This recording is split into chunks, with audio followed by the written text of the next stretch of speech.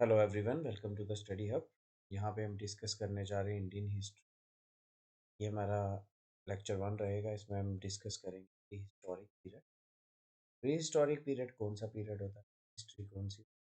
वो time period जिसका कोई भी रिटर्न डॉक्यूमेंट नहीं है, हम उसको आइडेंटिफाई करते हैं on the basis of two. तो the period of time before return record. Earliest known evidence की हमारी कंट्री में मैन आया था। एविडेंस मिलते हैं बोरी इन महाराष्ट्र, और एविडेंस मिलते हैं कि वो कितनी देर पहले आया था, 1.4 million years. Next, pre history को डिवाइड किया 3 एजेस में, इसलिए इसको नाम दिया जाता है A3 as. Pre history A3 as से। A3 में क्या क्या है? स्टोन एज, ब्रोंज एज और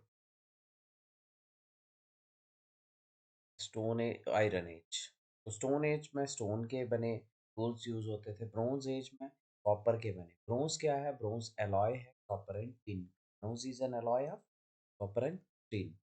तो सबसे पहले एविडेंस इंडिया में कहाँ पे मिलते हैं मैन के?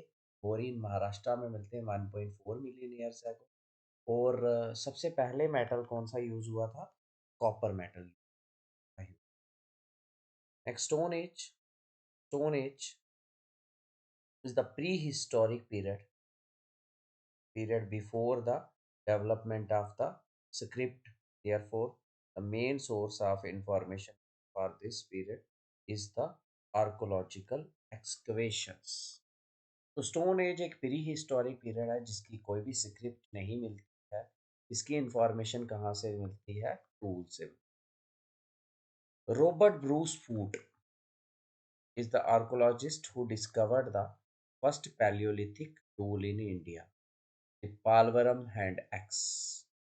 तो कौन सा आर्कोलॉजिस्ट था जिसने pre historic tool, Palaeolithic tool को डिस्कवर किया था? रॉबर्ट ब्रूस फूट, जिसको हम फादर ऑफ प्री हिस्ट्री भी कहते हैं। और फर्स्ट पैलियोलिथिक टूल कौन सा था? पलवावरम हैंड एक्स। एक्स क्या होती है? कुल्हाड़ी। पलवावरम हैंड एक्स डिस्कवर्ड हुई। फर्स्ट पैलियोलिथिक टूल इसने डिस्कवर की थी? Robert Bruce Foote. Next, geological time के बेस पे स्टोन एज को भी क्लासिफाई किया फर्दर 3 टाइप्स में। कौन कौन सी? पैलियोलिथिक, मीजियोलिथिक और नियोलिथिक। अभी तक हम पढ़ चुके हैं कि प्री हिस्ट्री वो टाइम पीरियड होता है जिसका कोई भी रिटर्न डॉक्यूमेंट नहीं होता, और हम उसको आइडेंटिफाई करते हैं ऑन टूल्स। और सबसे पहला इंडिया में मैन के एविडेंस मिलते हैं कहाँ पे? बोरीन महाराष्ट्र में 1.4 मिलियन ईयर्स एगो। और उसके बाद हमने पढ़ा कि प्री हिस्ट्री को क्लासिफाइड किया 3 टाइप्स में, 3 एजेस में। कौन कौन सी? स्टोन एज, और फिर उसके बाद ब्रोंज एज, और फिर आयरन एज। ब्रोंज एज में, स्टोन एज में स्टोन के बने टूल्स यूज हुआ करते थे। ब्रोंज एज में कॉपर और टिन के। और कॉपर जो था, इस तरह से कॉपर एक पहला मेटल बना जो ह्यूमन ने यूज किया। और ब्रोंज किसका अलॉय होता है? कॉपर एंड टिन का। रॉबर्ट ब्रूस फ्रूट ने फर्स्ट पैलियोलिथिक टूल को डिस्कवर किया था जिसका नाम था पलवावरम हैंड एक्स।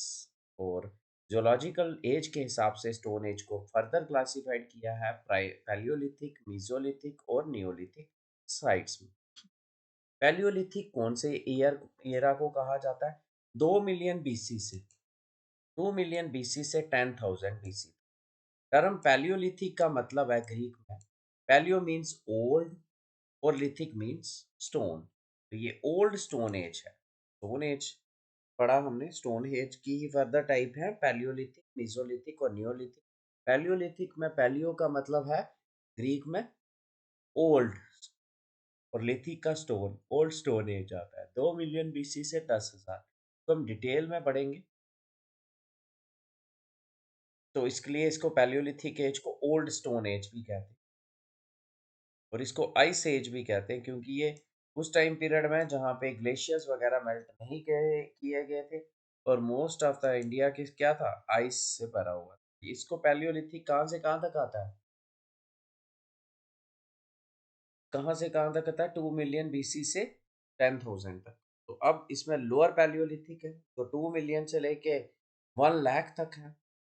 फिर मिडल 1 लाख से 40,000 और अपर पैलियोलिथिक 40,000 से 10,000। इनको हम डिटेल में डिस्कस करेंगे नेक्स्ट लेक्चर्स में। अब नेक्स्ट आगे चलते हैं मीजोलिथिक। मीजोलिथिक वर्ड आ जाता है मीजो और लिथिक ग्रीक वर्ड से। ये 10,000 से 8,000 बीसी तक। मीजो का मतलब होता है मिडल और लिथिक का मतलब होता है स्टोन। मिडल स्टोन एज है इसमें थोड़े छोटे स्टोन टूल्स यूज करते थे, इसको मिडल स्टोन भी कहते हैं। बोथ मिडल और न्यूलिथिक होलोसीन ईरा से बिलोंग करते हैं। होलोसीन ईरा ही अभी चल रहा है। नेक्स्ट आ जाता है यहाँ पे मिजोलिथिक में टेम्परेचर थोड़ा राइज हो गया जिससे मेल्ट हो गई आइस और चेंजेस आई फ्लोरा एंड फाना में। नेक्स्ट आ जाता है neolithic age, new stone as. ये 8,000 से 4,000 बीसी तक है।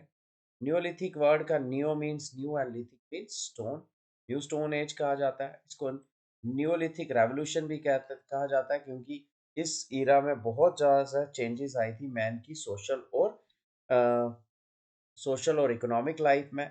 जो न्यूलिथिक एज में मैन जो था वो एक फूड प्रोड्यूसर बन गया था। फूड प्रोड्यूसर क्रॉप्स वगैरह लगाना स्टार्ट कर चुका था।